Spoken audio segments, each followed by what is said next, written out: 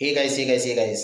You have heard and you have witnessed where powers of darkness are able to take advantage of animals and use them, or animals, insects, or flies, and use them for their own evil purposes, and even use them as monitoring spirits. Some of you can attest to this. But how are you able to discern or to check that this animal, insect, or whatever it is not behaving out of its own nature? It is behaving out of its own norm.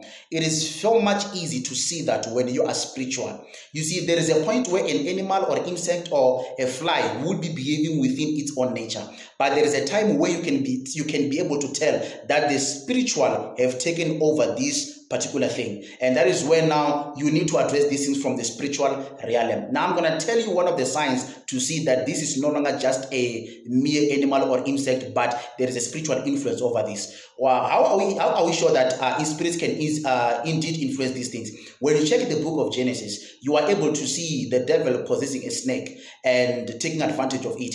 We have seen the Lord Jesus Christ casting spirits from a human into a pig, and they went there. So spirits can easily influence animals. Now it is up to you. How do you see that? How do you see that this is now not natural but supernatural? Number one, if you encounter an insect or a fly or an animal that is not naturally stubborn, but when you deal with it, it is so stubborn, what could be happening? Believe you me, when you see it being so stubborn, you should know that the supernatural or the spiritual have taken place. Even if, listen, there is no much of animals that you can say they are stubborn. There are some that are, but not most of them. So some of them shouldn't be stubborn. So don't just say it is a normal thing. Like when you check in the Bible where Balaam, a donkey that Balaam was riding on, became so stubborn that when he wanted it to go this way, it was going the other way. And he was now so angry. Lest did he know that the animal was now influenced by the presence of the angel. So in such manner, you should be able to know when an animal is becoming so stubborn to deal with, especially when a human being is addressing it.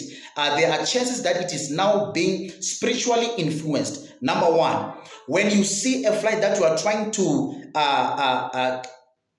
cause it to leave your house or cause it to leave your car, but it is so persistent to a point whereby you think you see yourself killing it, but within few minutes you see another fly. You see it flying, and you'll be thinking maybe it is another fly. At some point, it is not another fly; it is the very same fly. It is coming back because you are dealing with it from the physical realm, and it is a spiritual thing, and you should address it in the spiritual realm. So when you see yourself dealing with a stubborn insect or fly or animal, know that you could be dealing with something that is spiritual. It's more like a donkey. Those who are in the village can attest to this. It's more like a donkey. It could be in your yard or outside your gate, even sometimes at night, and you try to cause it to leave your yard, try to cause it to leave your gate, but it is so stubborn, as if there is just a comfort, but there is no comfort there. It will still come back no matter what. No, at that very same moment, you are dealing with a spirit.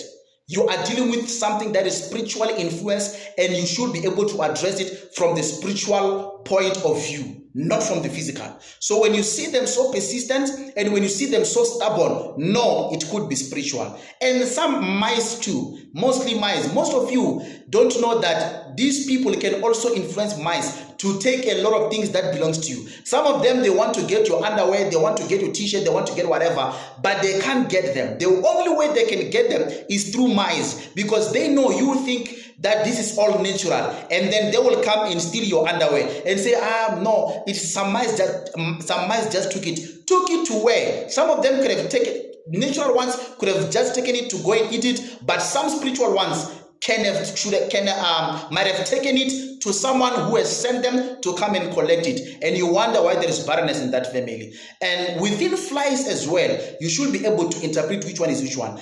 The ones that are sent as monitoring spirits, they are so stubborn and they are so persistent, no matter how much you try to get rid of them. Then there are the ones that when they catch a family with the spirit of death, these ones, they roam around the home, in your house. Even though you have cleaned, these ones mostly are the ones where they have cursed that family with the spirit of premature death. I will make more. God bless you. Shalom.